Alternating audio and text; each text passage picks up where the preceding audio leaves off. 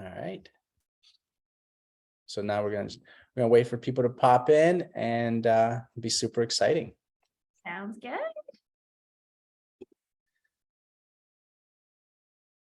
All right. Thanks for everyone for popping in. I know we're slowly trickling in, but Suzanne, Jackie, we're gonna welcome to the webinar. This will be super fun. Super excited for Ali to talk through some fun stuff with you all.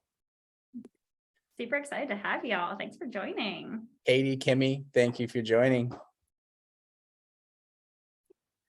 If you all want, as you're popping in, feel free to put anything in the chat. I like to lead with, food. I'm a big foodie, so I'd love to know what you all ate for breakfast. If you haven't had breakfast yet, it's the most important meal of the day. So hopefully this is like a good, after this webinar, the first thing you do is get breakfast maybe first. But feel free to post in chat what you ate for breakfast, or if you had a breakfast burrito, because I'm a fan of breakfast burritos. Oh, breakfast burritos are good. They are really good. Yeah, they're.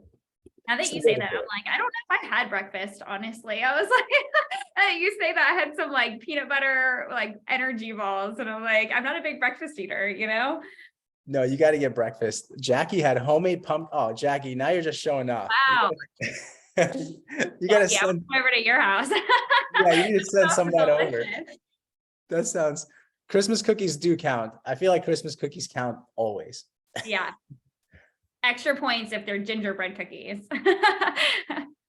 Hamburger patty with fried egg and cheese. Kimmy, you're doing life. I'm guessing you're on the East Coast, or if it's breakfast, that works too. But I am jealous. I do like an egg on my burger. That's a thing, and it's delicious. Cool. Well, as everyone else is popping on, please feel free to let us know what you ate for breakfast. So far, you all had some really amazing things to share. That's awesome. What I want to do quickly is just give you all a little introduction of who Ali is. She's going to be speaking at this amazing webinar, but just give you all a heads up. Ali has the privilege of serving as the marketing manager at Virtuous. She's been there for about 2 years now. She helps oversee Virtuous virtual and in-person experiences, along with supporting digital strategy and assisting nonprofit advisors. Before coming to Virtuous, she spent several years working in the nonprofit technology space, working with organizations across all industries. Ali does enjoy spending time on the beach in Charleston, South Carolina. She loves to cook, so I'm sure she's gonna be asking for recipes and playing with her rescue dog, Macy. So super excited to bring Ali on this webinar to talk through, what we can do for 2023 and the steps that we can take to just improve our donor journeys, and really have an amazing 2023. So Ali, feel free to take it away. Yes. So let me go ahead and share my screen really quick. Okay. All right. Can you guys see that okay? Everything looking good? Let's go ahead and put it full screen. Perfect. Well, thank you so much for that introduction, Ernie. As Ernie said, I'm the marketing manager here at Virtuous, and I know some of you guys are expecting Brian Funk. Unfortunately, he's not able to be here today. So you guys are stuck with me, but we're going to have a fun conversation, and I'm really excited to be hosting this on 6 steps to mapping your donor journey in 2023. Before we get started, just a little bit about Virtuous. So if you guys are not familiar, we are a software company, but we're a software company that partners specifically with nonprofit fundraising teams to help grow global generosity, regardless of what technology you're using, whether you're a customer or not. We are very passionate about helping you be able to unlock giving. Our CEO is actually a fundraiser by trade. So he designed the system from when he was out on mission. And since then, we have this beautiful team that we now have, which is a bunch of fundraising nonprofit transplants who are very passionate about our mission. And so we believe that generosity has the power to create profound change in the world and in the hearts of the giver. So with that in mind, it's our mission to move the needle forward on global generosity and helping nonprofits better connect with and inspire their givers. So why does a donor journey matter? So why are we having this conversation today? how is this relevant? So before we kick it off, I really want to just start off with a story. When I was 18 and I was going into my freshman year of college, which was not this year, for those of you who think that I am still 18, I know I look like it, but I was bright-eyed, bush-tailed, go Tigers. I went to Clemson University, and was joined an organization called FCA, Fellowship of Christian Athletes. I was really just eager to learn more about the community and just be involved. So I signed up for a mission trip to go to Indianapolis. We were supposed to be there for a week. Over the course of a week, we were supposed to be doing working with different schools, churches, doing different community service projects, helping feed the homeless. And on the first day that we were there, we actually ended up meeting a homeless man. We were out in the city, and his name, we're going to call him Joe. But we ended up connecting with him, hearing more about his personal story, about how he got to where he was, ended up giving him a Bible and just learning more about who he was. And we ended up taking him out to eat. We ended up becoming really good friends with him, and he ended up going with us on all of our different projects to help. He ended up coming to all of our worship services, all of our any like extra time we were just going out into the city, we would invite him and he would come for everything. Well, at the end of our trip, we had been there for a week. It was probably about 7 or 8 of us in our group. And he showed up to our last worship service, and he had brought in breakfast for everyone, some biscuits, which was so nice given the situation that he was in. And it really touched me and spoke to me in the sense that, like, I was a broke college student, but in no capacity, like, the impact that he left on me was, I think, far greater than what we could have given to him. And so it goes back to this idea that generosity breeds generosity. And that's really kind of leads us to the context of our conversation today, is that giving is extremely personal. So all of our experiences that we have in the world are hyper personalized to us. And when our donors give to our organizations, they come to us for all different reasons, but it's a personal connection that they give to the causes that they care about. So that's really just the world that we live in today. And our donors expect this kind of personalization from our nonprofit organizations when they're getting it in all other aspects of life. But our nonprofit industry is actually facing a major challenge.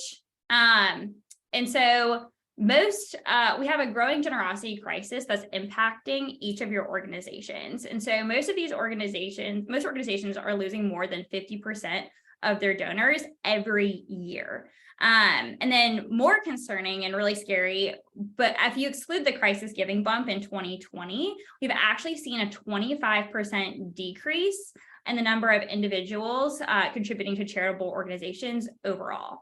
So that seems very daunting, I know, but we need to be able to rethink and imagine fundraising. People are not ungenerous, they're just very busy. And so the world that we fundraise in today, the world that you and I live in, is totally changed, and we need to reimagine how we think of fundraising. So how has it changed though? So we've become this digitalized shift in our society. So there is literally more screens on this planet than humans. But we've seen this massive shift from mass broadcasted communications, from this one size fits all to these hyper personalized experiences. So it's kind of the Amazonification of today, if you will. And we see it all over in every aspect of life. You see it with your shopping experiences, with Netflix, with Spotify, with Apple Music. Everything that we do is a two-way driven behavior based on how we engage. That's our experience with that. It was just funny the other day, I was just going to give an example, but I was talking to my roommates about Christmas decorations, and it was so funny. I was just sitting there talking to them. I was like, yeah, we need to have more stuff because I'm a super festive person. I don't know if y'all can see my little Christmas tree over here. I tried to get it into the camera as much as possible. But it was funny we were talking about it. And then next thing you know, I'm getting all of these ads for Christmas decorations or DIY Christmas decor. And it's just, that's the world that we live in today. If you basically think it's right at your fingertips. And so when you're taking these like personalized, reasons that someone wants to give, whether they've been directly impacted or whether they've been or they've had someone else that they care about being impacted, and then you take that over and you move it to these impersonal models where you're having a one-to-many spray and pray conversation where these just mass broad communications to every single donor. We've actually seen that the Fundraising Effectiveness Project has reported 76% donor attrition. And it's mostly due to the fact of one-way communication based on a timeline where there's no mechanism for feedback from donors to learn more about what their passion is or learn more about their own personal journey of where they're at. So we must commit to responding to donors in every personal way. But, how do we do that? So we need to ask ourselves two important questions in order to be able to better understand our donors and how to build authentic relationships. So the first question that we must ask ourselves is, why do donors continue to give? And then secondly, how can you cultivate this at scale? So we're going to go through each of these questions to learn more about how we can connect with donors in a more personal way to treat all donors like major donors. So we found that organizations, going back to the Fundraising Effectiveness Project, organizations that have taken personalized communications and applied that to individuals have actually seen a 10% increase in overall average gift, 12% increase in donor retention, actually 20% decrease in administrative staff time, which is crazy. I mean, think about what you could do if you had just 20% of your time back in your week to be able to go and sought after the relationships that you're so hungry to get after. And then we also have just seen an overall increase in return on investment. So that leads us kind of to our first question is, why do donors continue to give? And donors continue to give when they feel connected with and have confidence in an organization working on a cause that they care deeply about. When an organization is applying all these things, it helps instill donor loyalty and donor trust and be able to increase those deeper, meaningful relationships. So it kind of leads us to, how do you cultivate this at scale? We'd love to be able to create this personalized experience, but sometimes you don't have the bandwidth or be able to have the tools in place to be able to do that. So how do we create this personalized journey for each and every donor that we come into touch with? So I kind of want to bring it back and set up a little bit of a context for the conversation and lay down the foundation. But these are the first principles of fundraising. So on your left, you have your supporters, your amazing supporters, your donors, your volunteers, your staff. And then on your right, you have your story, your mission, your impact, the outcomes that you have. And then in the middle there is you have your systems and your strategies. And so what I want to say is, how do you be able to take all of these and combine them to optimize closing the distance between your supporters and their story to help them feel like you're bringing them more in touch with your cause and how they're championing for your cause on the front lines. And so, the fundraising growth model, which if you've been in fundraising for a while, this model is not new to you, but I thought it'd just be a helpful refresh as we go throughout the rest of our presentation today, where, it's just the retention part of it, and then the advocacy and how to turn your donors into your biggest supporters and how to bring them, in closer touch with your organization and help them feel like you're the number one charity of choice to return to. So instead of blasting out impersonal mass communication that interrupts your donors and steals their attention, responsive fundraising combines modern technology, data intelligence, and donor-centric experiences to foster those genuine conversations and create personalized engagement. So we must commit to responding to donors in a personalized way. You ask, what is responsive fundraising? And so responsive fundraising is this methodology that we use, this framework, to be able to connect with donors in a personalized way and help them get that unique personalized experience based on where they're at in their own journey. So the first step we have is to listen. We have got to be great listeners. And so we have to ask those really great questions.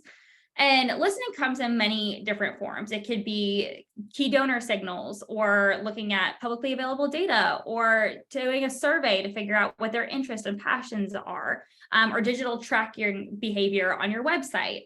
So there's a ton of different ways to learn more about your donors and to be able to listen to them.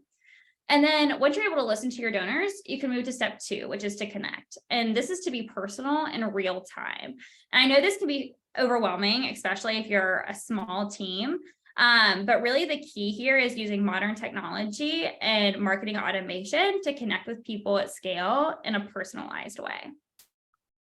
And then we move to 3, which is when you're able to connect with them in a personalized way, you're able to suggest the right next step at the right time. And we like to say suggest instead of ask, because a suggestion doesn't have to be a financial ask. It could be advocacy or volunteer or a donation of goods. So there's a ton of different things when I say to suggest the right next step at the right time. And it's based on where that person is and their individualized donor journey.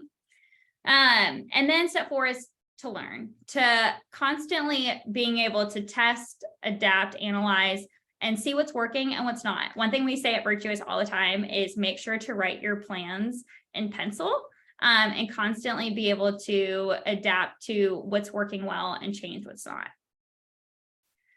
So how do we map a donor journey? And so when you're able to take the responsive framework and apply it, we're able to create a personalized donor journey. So what does that look like? So you could do it.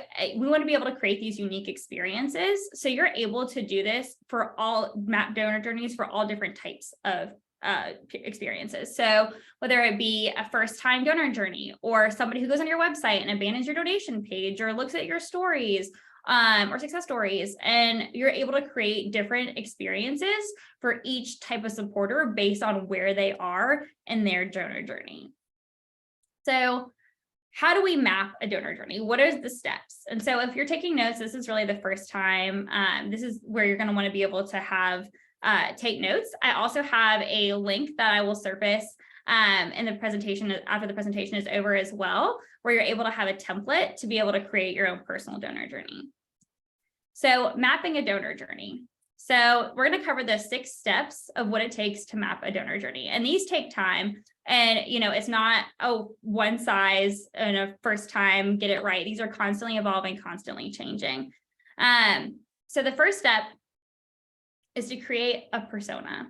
And so a persona is a semi-fictional character to help you target your communications more precisely. So you want to create this persona by segmenting your donors by not only their behavior, but their interests, their involvement, and their intent. And so this persona is really the face of these segmented groups. And so you can segment groups based off of not only their behavior, but their involvement, like if they're volunteering, or if they're, come to an event or anything like that, you're able to group these people. So you could have, for a tech savvy donors, you could have lapsed donors. They would all be different segments that you're able to put to and diversify your donor database. Step 2 is to list out action steps. And so this is the next piece of the donor journey puzzle, where you want to have your donor, you have the actions you expect your donor to take. And so you want this to be a natural next step, but you want to also help guide them along, depending on where they are, which stage of their donor journey. And these action steps will look different based off of where they are, whether they're a first-time gift donor, or they're a lapsed donor or a major gift donor, all of the action steps will look different depending on where they are. Some of these things could include visiting your website, taking a click on social media, reading a letter. All of these things could be the action steps to take depending on the different donor journey. So step 3 is to match actions to your messaging. And so after deeply understanding each of your donor personas, you can craft the exact messages they will need in order to take the action you outlined. So this could be something as like, do you think the messaging should be lighthearted? Do you think that it should be in logic or statistic, or do you think it should be based in facts? So there's a ton of different ways that you're able to take this messaging on, but it really depends on where they are in their donor journey. And you want to try to stick to a primary and a secondary message for each action you want your donors to take. Step 4 is to create connections. And so these connections are more of touch points or engagements in your that your donor receives in your communication. And this is to continue to make valuable connections. They don't have to be asked. They could just be touch points and be able to bring them along and be able to build that relationship even further. Step 5 is to make suggestions. So it's time to plan the next suggestion you want to ask them to take. And so as I mentioned earlier, we should say suggest. This does not have to be a financial ask. This could be asking them to volunteer or to be able to, help within their network, or be able to make donation of goods, or have their time, or it could be anything to watch a video. So any of these things could be the next suggestion, depending on what makes sense for where they are in their donor journey. And then step 6 is to review and learn. And as I said, these are ever changing, constantly evolving. So see what works, test out different segments and see what's working and what's not. I do want to give an example because I feel like it helps break it down too. So as I mentioned, the different personas. So say, for example, you want to base off of like demographics and things like that and group all of these things together to be able to create really a face of who you're talking to. So say, for example, you're a youth services organization and you go decide to take a look at your lapsed donor data. And you notice that most of them are women who have put their kids in a preschool program of yours at least once before, haven't really engaged with any direct mail pieces. They also live in your city, and they've attended maybe one other event. And so you're able to take a look at this information and see maybe they work a full-time job, and they just maybe don't have the time. So you can create this persona as maybe a disconnected Denise, and you're able to speak to this person directly. So how would your communications change knowing that they were once involved? They're probably extremely busy. And what would be the next ask? How would your messaging change? And so that could be something as simple as, hey, this video will be the best 5 minutes of your day, or doing short little action items, or, having them do like a single time volunteer opportunity. All of these things, when you're speaking directly to that person, the actions look different, the messaging looks different, and it'll change based on each segment. So I know that's a lot to digest. So it's taking that and you're saying, okay, how can we apply this at scale? And really the key here is using different automation tools and being able to do through multi-channel. So imagine for a moment what this looks like. So say you have a virtual event and Britt attends your virtual event. And then maybe 1 hour later, she gets a thank you email with a survey on her interests. And then 1 day later, she gets a phone call from your team saying, thank you so much for attending our event. And then 2 days later, she gets a text message based on her interests that she filled out in the survey on that day. Then Britt goes to your website. And then 1 day later, she makes a donation and based on the page that she visited. And then 15 days later, she gets a personalized postcard closing the loop on her impact that she had and what her donation did for your organization. And so this right here, this journey is based off of her own personal stage and where she was at with her donor experience. And everything was extremely personal to her and she understood the impact that she had. Is using multi-channel and automation as well. So what if you were able to do this at scale and being able to involve these responsive, dynamic campaigns and being able to do this for across the board? It doesn't even have to be just lapsed donors or major gift donors. It could be things as far as birthdays or donor anniversaries. So there's a ton of different ways.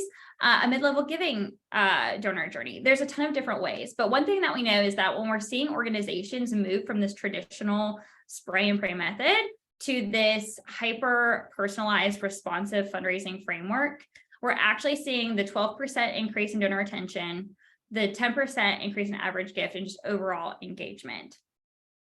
So really the choice is yours. We can continue to do the same old with the traditional fundraising methods and carry on with the systems that we've had and the processes that are extremely impersonal, or we can shift and start to change and do a responsive fundraising methodology and approach to our donors.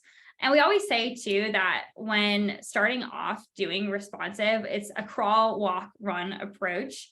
It is not meant to be just let's go and do everything all at once. Even if it's just as simple as starting off with a welcome donor journey email series or something like that, and being able to just really just start taking a step by step. So it doesn't matter what tools you have, you're able to create those journeys regardless. And so I do have a little gift for you, as I mentioned. We have a responsive donor journey book that you're able to download. And this goes into a lot more detail on how to create a personalized donor journey, how to, it actually comes with a template as well to be able to fill out your own personal journey and being able to create donor personas, and we'll walk you through step by step, all of the messaging and all of those steps that I mentioned. So I know we ended a little early. Is there any questions that I can help answer? Awesome. Let's see if there's any questions. If you haven't submitted your question yet, please add them in. I also added a link to go ahead and download that donor journey guide as well here in chat. So please make sure to go ahead and do that. But yeah, does anyone have any questions for Ali as she's on the call right now? You can put your question here in chat, or you can put in the Q&A tab, whichever you'd prefer.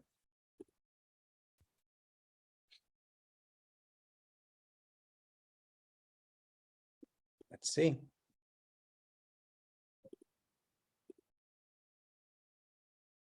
Looks like everyone's questions got answered. I know. It looks like it was really solid. It was a really solid. Yeah. I guess all the questions were answered. If anyone does have any questions, I mean, 2023 is going to be a really big year. Innovation and thinking ahead is going to be really important. And, the way of reaching your donors, what has worked in the past is certainly not going to work in the future. We're seeing that now in the space as we're in, we're seeing a lot of changes occurring. You're seeing it with, so many updates in the tech space, and even with Google switching over to how they're pulling analytics and the data and all this stuff, you're going to all see it beginning of the year. So, definitely feel free to ask your questions and find ways to, increase that donor stewardship and ways to kind of, figure out how to speak and how to find and, create that community with your donors. But Jesse did have a question. How many follow-up onboarding emails do you suggest? It really just depends. It doesn't have to be anything super extensive, but in making just those personal connections, it really just depends on where someone is in their donor journey, and how many connection points you guys have made along the way. So I would say start off by just maybe like two or three emails. Doesn't have to be anything crazy, but also implementing multi-channel. whether it be a text message or a phone call. Even just doing those things make a big difference, and then that helps diversify some of the communication, and not having an ask at every single one of those, and just even reaching out, just saying, hey, thank you so much for donating. This is what your gift has done over the course of this year. So it really just depends on what feels right for you and your organization and your donor, based off of where they're at. Yeah, it's really good. I just want to follow up with that too. We even see it on our end when we're running ads to donors and or emails, we're sending things out. Gratitude works really, really well. And sometimes we get more donations when we're running like a gratitude campaign than just a simple, like, ask. So I think there's definitely a really solid strategy, something to think through for 23. Like, how do you plan on, what each month is going to do, and like, what is that entire year's plan going to look like? And not always asking, like Ali said. I think it's super valuable, and always like a fun way to figure out like a creative approach on how to,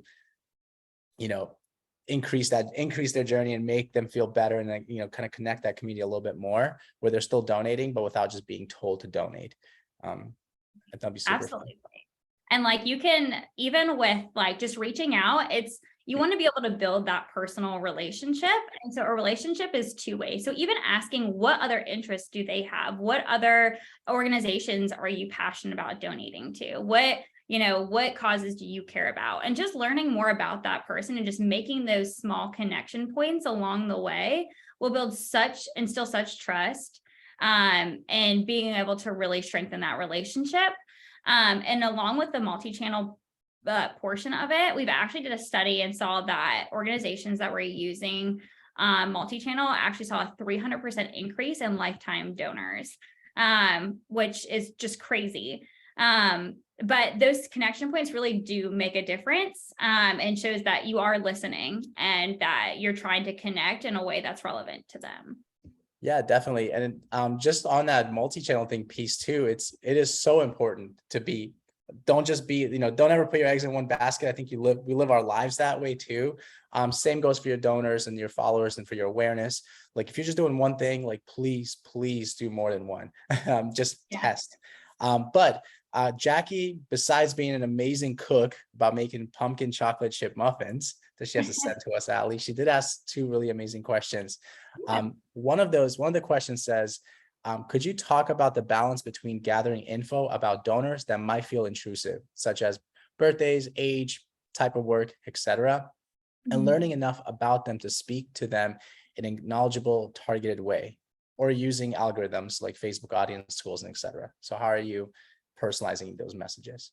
Yeah, and there's a ton of different ways that you can do it. So when it comes to listening and being able to gather donor information, you don't have to always just ask, and say, what's your birthday, what's your age, but there is even something as simple as, I love doing surveys. I think surveys are a great way to collect donor information.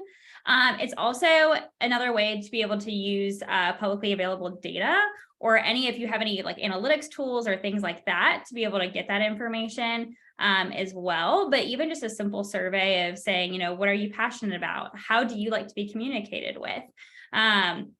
Or even just looking at your data overall as well as a whole. And, going back to the example of the disconnected Denise, for example, and taking a look at lapsed donor data. And so they hadn't engaged with a direct mail campaign in maybe a year. So maybe direct mail is not what's working for them. And maybe you have tech savvy people who are, millennials on their phone constantly, trying out different methods too and seeing what works. But I love, just if you need to start somewhere, I'd say just even a simple survey and just asking, why did you give? And that's really what we're trying to get at, is looking at the heart behind the donor of why did they make this gift, and cultivating them in a way that is based off of why they gave. And so whether just asking a simple, like, why did you give and how can we follow up with you best today? Even just asking those simple questions when somebody makes a gift is huge. Yeah. Did I answer all of the question, or was Yeah, there? no, I think so. There's one more she did ask, but yeah, that's so true to what you just said. Yeah, just the whole thing is test. I think on our side, we always say A/B test everything, because you never gonna know what's gonna work. And yeah, like Ali said, if you're not seeing really good response on email, try Facebook, try posting, try, a lot of different things, but also when it comes to personalizing that message, like collecting certain data, you don't always have to ask for it, but it's good to have, because you want to also personalize your message to that person, right? You don't want to just, if I'm talking to Allie and I know she loves her Christmas tree, I'm not gonna send her messages and say Christmas trees are bad for you, right? Because then it won't resonate with her and she's probably not gonna read my message. So what she's saying is like really accurate, and you really want to look through your like data and look at all that to kind of identify that personalized message for sure. Jackie did ask another question for you regarding that first question, but also can you talk about pacing and methods for gathering information like that? Like what are your donors are passionate about and why they were attracted to your org? Yeah, so it really depends on like the amount, like, what kind of tools you have and things like that. There's a wide variety, but I mean, it could be something as simple as a phone call and just saying, "Hey, like, thank you so much for donating. Your gift has made such a huge impact. Can I just ask you what led you to give today?" And just hearing personal stories like that. Of course, I would love to be able to say why I gave and how that is impacting my mission. And somebody else might, survey or like I've said, publicly available data, any analytical tools that you guys have, things like that will all be super helpful. Or just even looking at like social media and just seeing what's important. If somebody did a Facebook fundraiser, telling personal stories. So there's tons of different ways to do it. But yeah, I would say even just as something as simple as a phone call and just saying thank you. Why did you give today? I think is a great place to start. Awesome. Well, thank you so much for answering all those questions. That was awesome. I totally agree with everything she's saying. I was here and I agree. We say the same thing at Community Boost. It all makes so much sense. So please download that guide. Learn how to cultivate your donors and figure out what to do and for 2023. But it does involve a lot of like reading into it and setting up your strategy, and it's something to think through now for sure. Because the months come fast, the years go by, I feel like extremely fast. And I feel like we were just planning like year-end stuff and it's pretty much over now. Like all of our campaigns are built, everything's like just running. It's crazy. So Allie, thank you so much for being on the call and sharing, your insights and your expertise in all of this. It's super valuable. Like I know I truly appreciated all the information. It was super helpful to hear on my end. Yeah, thank you guys so much for having me on, and everybody who joined, thank you so much for taking the time. I know that this is such a busy season for you guys. So I want to keep it short and sweet and just give you back some time in your day. But thank you guys so much for hopping on, and we're always here to help. Like I said, we want to help you be able to grow generosity regardless. So we have a ton of different tools on our website and free resources, such as like templates, webinars, all that kind of stuff to be able to help you really be able to unlock all of that potential. So let us know how we can help. We're more than happy. Awesome. Well, in the chat, I know you have Allie's link, so please download that guide. Allie, if you want to put it in chat again before you leave, feel free to do that. But get the guide, learn, and the more you learn, the better. And then also Candace added in our link as well if you want to come talk to our team and work on the forecasting and look through, cultivating your donors and look through that guide, and we can help kind of connect and facilitate what that could look like for your 2023. Do it, take advantage of it. There's no reason to just sit and try to figure out on your own, or if you or Google and spend all this time trying to figure it out. Here's all the resources you need. So just download the guide, come talk to us, and then we can help connect this entire story and strategy for you for 2023.